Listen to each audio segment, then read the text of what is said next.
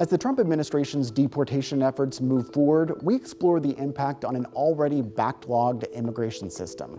Some people are waiting years for their asylum applications to process, while pending immigration court cases hit a record last year.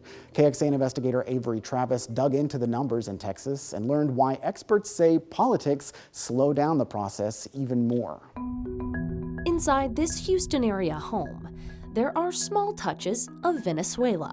My brother, and well, myself, my mom. But when Diego thinks of his home country, it was a good life that I had when I was a kid. He thinks of two different places. The country that I was born in and raised. Where he grew up, graduated from medical school, and became a doctor. But eventually, that country didn't exist any longer.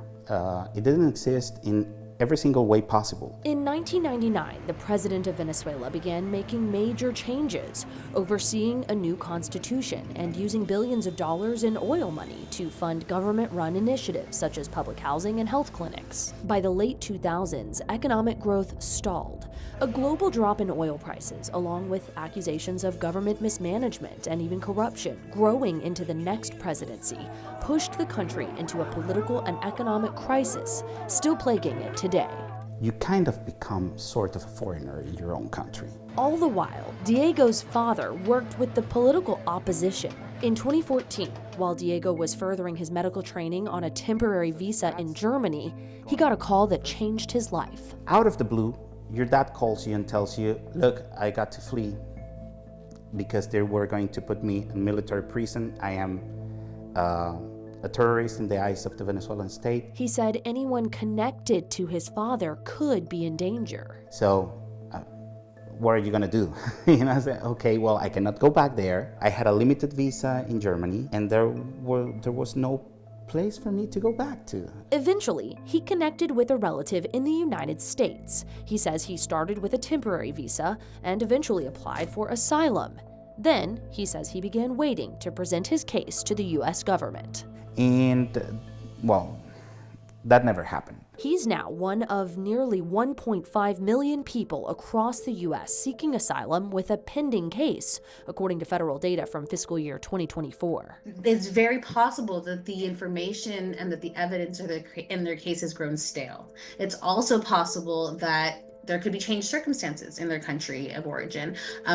However, at this point, they've now established their lives here and have been living here for a decade, right? Laura Flores-Dixit with American Gateways works to help people with affirmative asylum claims, meaning the U.S. government has not begun a removal case against them, and those with defensive claims, meaning their case has landed in immigration court. For years, the number of pending immigration cases nationwide has climbed from less than 500,000 cases a decade ago to a record high of 3.7 million in 2024. So far this year, the backlog has dropped just a bit, sitting at over 3.6 million. That's according to the Transactional Records Access Clearinghouse, a nonprofit organization at Syracuse University collecting and analyzing government records. Around 500,000 of those cases are in Texas, the state with the second largest backlog in the country after Florida.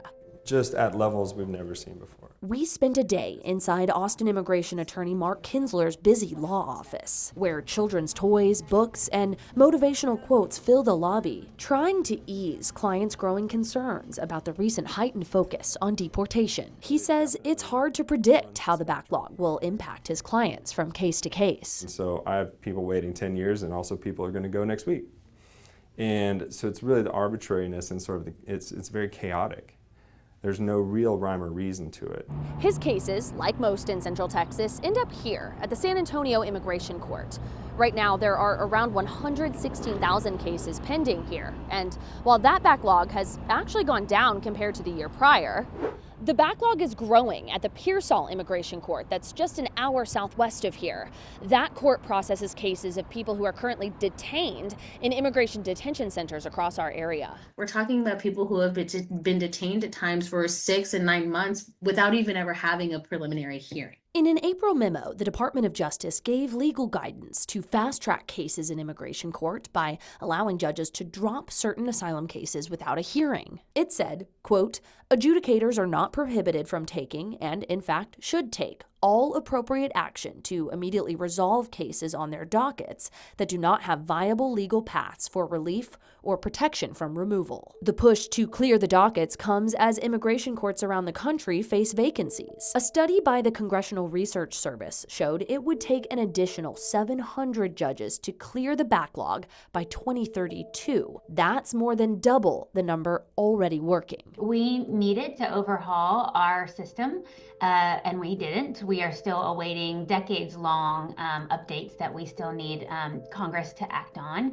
So that's one main thing. We had a humanitarian need that we weren't ready to meet. Jenny Murray says the system as a whole was not set up to process this many people. She's the president of the National Immigration Forum that works to bring together moderate and conservative voices across faith, law enforcement, and business who want to help reform the system. Murray believes the fight at the border has been used as a political football, preventing any immediate or long-term solutions to the backlog. But you cannot just enforce your way through border solutions. You can have enforcement, but you also need to have personnel, technology, and then you need to robustly start to update the judicial system. She says they'd like to see some money diverted from enforcement efforts at the southern border to instead pay for more immigration judges, asylum officers, or perform long overdue upgrades to the system. And we need to be able to speed things up so that we can have a more efficient and humane process.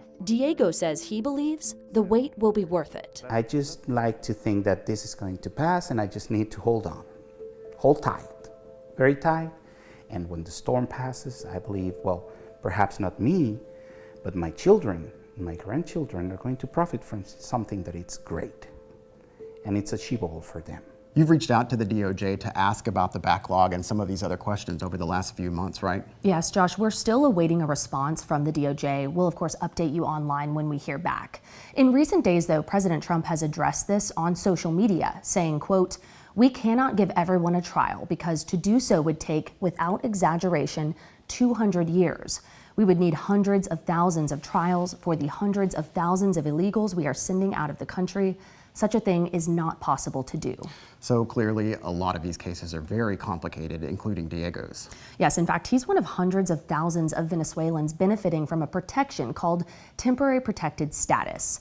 That's granted to nationals of certain foreign countries that have ongoing armed conflicts, natural disasters, or other extraordinary conditions. And we know the Trump administration has moved to end that designation for people from several countries. Yes, they've cited national security concerns, but this is currently playing out in the courts. Speaking of the courts, earlier this week we said border crossings were down dramatically in the first few months of Trump's second term compared to the majority of Biden's term in office, though the numbers then were trending down. If fewer people are crossing and being apprehended, does that give the court system a chance to catch up? Officials tell us it's still a wait and see whether those numbers will stay this low. So the trend in crossings ebbs and flows. Yes, for instance, during Trump's first term, illegal immigration at the southern border dropped sharply after he entered office, similar to the start of his second term. This is according to Border Patrol data.